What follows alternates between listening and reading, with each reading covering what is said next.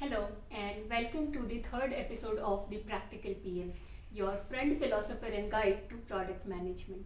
In the previous episode, we had discussed the structured problem solving and had seen some of the examples. Let me recap the concept quickly. In structured problem solving, you first frame the problem in a way so that the outcome is clear. This in turn involves defining all the metrics involved, establishing the baseline for the metric that needs to change, and then taking a clear target on that metric to define the outcome. Then you break down the problem into smaller chunks which are solvable, and finally you solve for those smaller chunks. In this episode, we will dive deeper into the second step of this process, which is conceptually the most important one, that is breaking down the problem. Now, while doing the problem breakdown, one thing to keep in mind is that you do need to know the context. You do need to know the product, the users, the industry, as well as the company you are working for. However, the principles of problem breakdown remain practically universal, and it is the principles that we are going to learn in this episode. To ensure that the context does not come in the way, we will take examples that everyone is familiar with. So let's move on. How do we do the breakdown? There are broadly three kinds of breakdown we can do.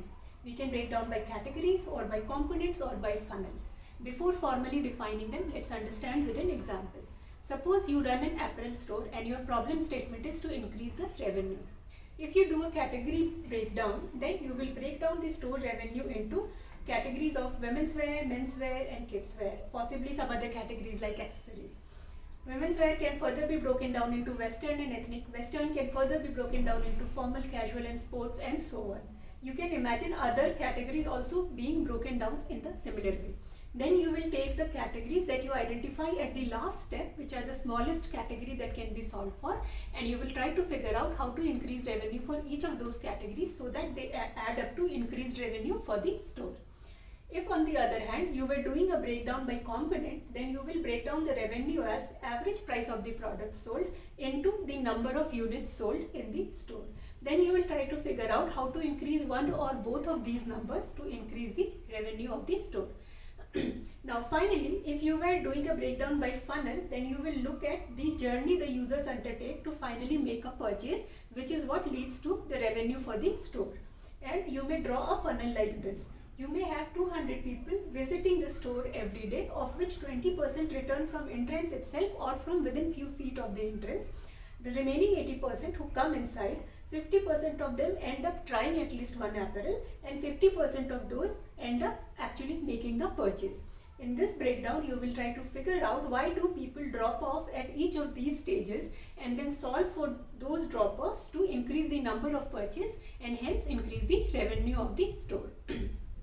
So now that we understand by example, let's formally define these different types of breakdown so that you can use them elsewhere too. When you break down by categories, then sum of the metric at a lower level adds up to the metric at the previous level. Like revenue from women's wear, kids wear, men's wear, and other categories added up to revenue for the store.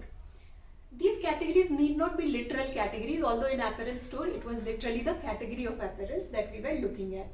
Any kind of breakdown where the metric sums up for the previous level is breakdown by category.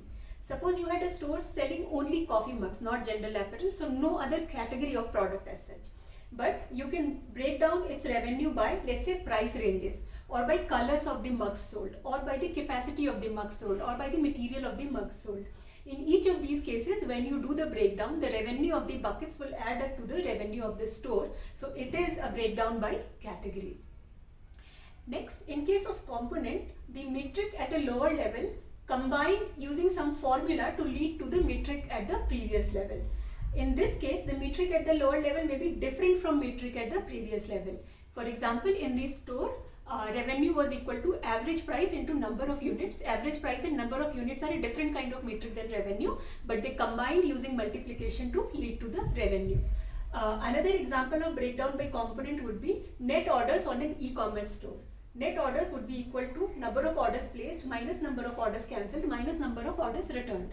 And when you want to increase net orders, you can either try to increase number of orders placed or try to reduce cancellation and returns on the product.